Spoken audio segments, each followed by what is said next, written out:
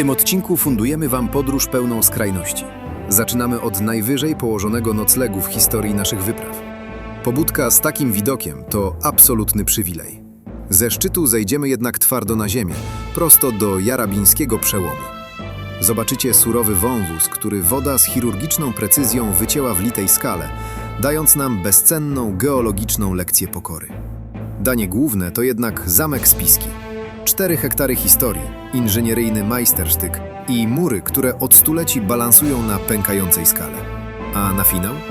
Po całym dniu eksploracji zabierzemy Was do miejsca, które nie krzyczy reklamami, ale serwuje kuchnię, dla której warto nadłożyć 2 kilometry drogi.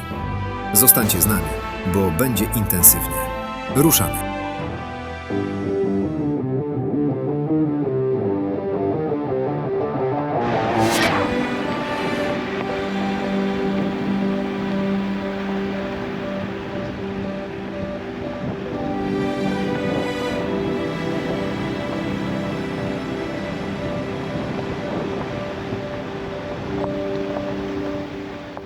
Kochani, dotarliśmy na nocleg.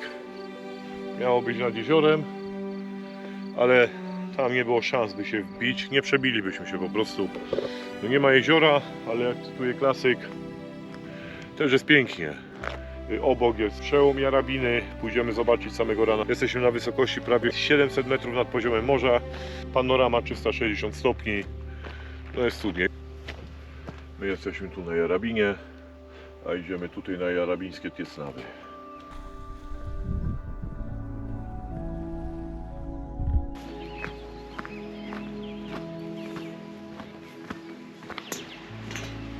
No chyba tu. Zaparkowaliśmy niedaleko i trafiliśmy tutaj przez przypadek. Metalowe schody sprowadzają nas na dno Jarabińskiego Przełomu, gdzie widać geologiczny fenomen Pienińskiego Pasa Skałkowego. Te pionowe ściany to twarde wapienie, które miliony lat temu osadzały się na dnie Jurajskiego Oceanu, a potem zostały wypiętrzone i wciśnięte w bardziej miękkie skały Fliszu Karpackiego. Choć gołym okiem ciężko tu wypatrzeć amonity, to sama rzeźba terenu robi robotę. Woda wykorzystała słabsze punkty i wirując kamieniami wywierciła w dnie gigantyczne kotły eworsyjne, zwane jarabińskimi piecami. Niektóre są głębokie na 3 metry, co idealnie pokazuje, jak potok potrafi ciąć litą skałę lepiej niż maszyna. Idziemy na górę teraz powoli do samochodu i jedziemy dalej.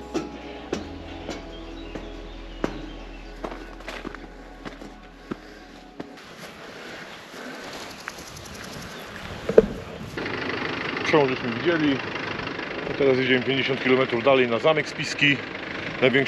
Jedna z największych fortec Europy Środkowej, średniowieczna, wybudowana na przełomie XI-XII wieku. Będziemy starać się omijać autostrady, bo z autostrad nigdy nic nie widać, a my lubimy sobie się przejechać, żeby trochę widoczków zobaczyć jeszcze jakich.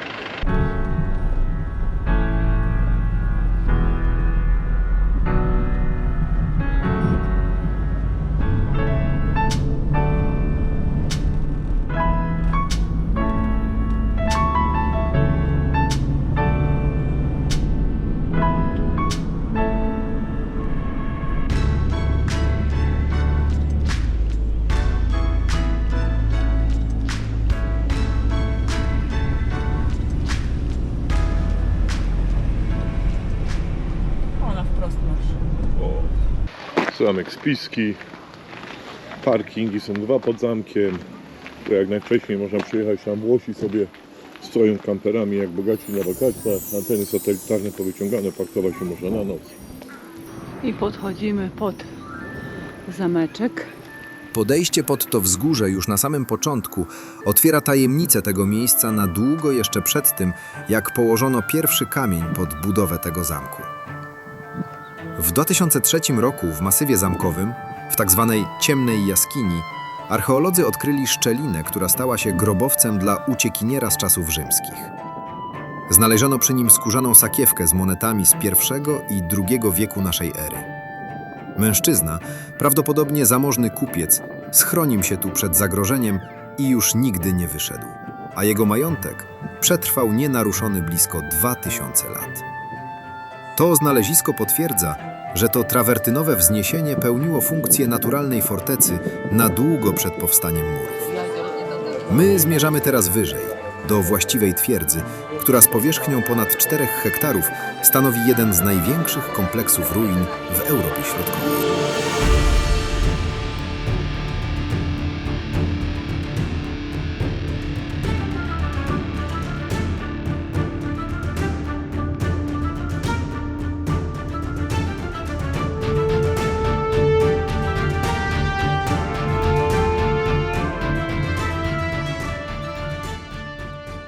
Wejściówka 10 euro za osobę, dostajecie plan w każdym języku, polski, angielski. Można tutaj zamek też zwiedzać nocą, z tego co widzę. Są toalety, bar, kiosk z pamiątkami. Teraz idziemy na dziedziniec środkowy. Potem jest chodnik do górnego zamku. Romańskie podwórze i zobaczymy co tam dalej. Kochani, znajdujemy się na dziedzińcu romańskim. Tutaj jest fajnie, bo już Wam pokazuję. Zaraz jak rozpoczynacie zwiedzać zameczek, tutaj macie audio. Możecie zeskanować w danych językach i od razu macie opis bądź głosówkę. Zależy kto jak chce. Obecnie jesteśmy na dziedzińcu romańskim. Mamy tu informację, że w 1241 zamek zaatakowali pierwsi najeźdźcy. Byli to Tatarzy. Wchodząc w obręb murów, wkraczamy w przestrzeń zdefiniowaną przez wydarzenia z 1241 roku. Wówczas przez Europę przetoczyła się nawałnica mongolska. Większość ówczesnych fortyfikacji stanowiły konstrukcje drewniano-ziemne, które płonęły błyskawicznie. Zamek Spiski był jednym z niewielu wyjątków. Już wtedy był murowany i jako jeden z nielicznych oparł się najeźdźcom. To właśnie ta skuteczna obrona utwierdziła króla Bele IV w przekonaniu, że tylko kamień gwarantuje bezpieczeństwo, co zapoczątkowało wielki program fortyfikacyjny w całym Królestwie Węgier. Mamy tu jednak do czynienia z interesującym paradoksem inżynieryjnym. Obronny atut tego wzgórza, czyli podłoże trawertynowe, jest jednocześnie jego największym problemem technicznym. Skała ta jest spękana i niestabilna. W XIII wieku doszło tu do katastrofy budowlanej. Pierwotna, gigantyczna wieża mieszkalna o średnicy ponad 22 metrów zawaliła się, ponieważ podłoże nie wytrzymało jej ciężaru. I otwiera nam się historia zamku. Obecnie znajdujemy się w kuchni, możemy sobie odsłuchać bądź przeczytać. Zależy kto jakim internetem dysponuje. Pierwsze osadnictwo na wzgórzu zamkowym datuje się od okresu neolitu, około 7000 lat temu. Ponieważ forteca na wzgórzu Drewenik była drewniana i jej żywotność była krótka. Pierwsza duża okrągła wieża mieszkalna i ogromna stała poprzeżyć. Z każdej perspektywy coraz piękniejszy. Co za ogrom. Obecna monumentalna skala zamku to jednak zasługa późniejszego okresu, a konkretnie połowy XV wieku. Wówczas obiekt przejął Jan Jiskra z Brandysa, wybitny dowódca wojsk zaciężnych. To z jego inicjatywy powstał ogromny dolny dziedziniec. Nie była to już tylko siedziba feudała, ale potężna baza operacyjna zdolna pomieścić całą armię najemników. Dzięki temu manewrowi powierzchnia twierdzy uległa podwojeniu, nadając jej obecny imponujący kształt. W kolejnych stuleciach pod rządami rodów Zapolia i Turzo surowa warownia zaczęła ewoluować w kierunku wygodnej rezydencji magnackiej. Turzonowie, kontrolujący europejski handel miedzią, wprowadzili tu styl renesansowy. Mury zwieńczono ozdobnymi attykami, a elewacje pokryto z grafitem. Zimne wnętrza stały się bardziej komfortowe, co pozwoliło arystokracji na życie w standardzie odpowiadającym ówczesnym elitom. Kres świetności zamku przyniósł wiek XVIII i zmiana stylu życia. Ostatni właściciele, ród Czaki, uznali średniowieczne mury za zbyt uciążliwe i przenieśli się do nowoczesnych pałaców w dolinie. Ostateczny cios zadał pożar w 1780 roku. Historycy do dziś debatują nad jego przyczyną, a jedną z najbardziej intrygujących teorii jest hipoteza podatkowa. Sugeruje ona, że Czakiowie mogli celowo doprowadzić do zniszczenia dachów, aby uniknąć wysokich podatków nakładanych wówczas na utrzymywane budynki.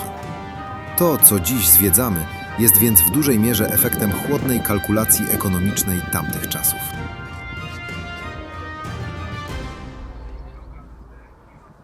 Słuchajcie, zamek jest w remoncie, ale obowiązkowo wykupcie sobie taką prezentację VR i zobaczycie sobie wszystko z góry i wszystkie rzeczy, które są ważne. Świetna sprawa. I jesteśmy w kolejnej części zamku. Spacerując po zamku zauważycie sporo rusztowań i stref wyłączonych ze zwiedzania. Nie jest to zwykły remont, ale ciągła walka o stabilność całej góry. Trawertynowe podłoże jest niestabilne i wciąż pracuje, co stwarza realne zagrożenie dla murów. Dlatego część górnego zamku, w tym najstarsze pałace, jest obecnie niedostępna dla turystów. Jest jednak świetny sposób, by zajrzeć tam, gdzie fizycznie wejść się nie da. Koniecznie skorzystajcie z dostępnej na miejscu prezentacji VR. Kosztuje to dosłownie grosze, a cyfrowa rekonstrukcja pozwala zobaczyć zamek w czasach jego świetności i zrozumieć skalę komnat, z których dziś zostały tylko puste ściany. To technologiczne uzupełnienie zwiedzania, które warto zaliczyć przed zejściem na parking, żeby mieć pełny obraz tego, jak potężna była to rezydencja. No, kochani, skończyliśmy zwiedzać zamek Spiski. Czas zwiedzania tak na spokojnie, trochę ponad 2 godziny. No, ja osobiście jestem zachwycony. Nie wiem jak Kinga, ale myślę, że również. Zajrzyjcie tam, kosztuje prezentacja VR 1 euro, żadne pieniądze, ale jest tak fantastycznie zrobiona. W języku słowackim wszystko zrozumiecie, nie powinno być problemu. Polecono tę knajpę nam przez znajomych. Znajduje się ona na podgrodziu fortecy spiskiej, czy zamku spiskiego. Zamek nawet stąd widać. A więc jakbyście byli na zamku, zwiedzali ten zamek, to przyjedźcie sobie tutaj zjeść. My nie nagrywamy jak jemy, nie nagrywamy również knajp w środku jak jemy. Knajpka jest taka prowincjonalna, ale jedzenie jest bardzo dobre. Cenowo jest również przystępne. Można spróbować tutaj takiej typowej kuchni słowackiej. Ja ze swojej strony bardzo polecam Wam flaczki spróbować, są wyśmienite i wszyscy sobie nie mogę powiedzieć, że najlepsze flaczki jakie jadłem w życiu. Knajpa znajduje się 2,5 km od zamku, duży parking, bezpłatny, kampery śmiało się wbijać. Nie ma najmniejszego problemu. Właśnie zaoszczędziłeś godziny żmudnego szukania. Wiedzę już masz. Pytanie brzmi, co z nią zrobisz? Zmieniamy zasady gry. Koniec z wiecznym planowaniem palcem po mapie. Od teraz jesteś bezwzględnym realizatorem. Na tym kanale znajdziesz paliwo do przygód, które będziesz wspominać latami. Nie chcesz tego przegapić? Wciśnij subskrybuj. Zostaw komentarz. Pokaż nam, że jesteś gotowy. A my? My już pakujemy dla Ciebie kolejną porcję inspiracji. Szybciej niż myślisz.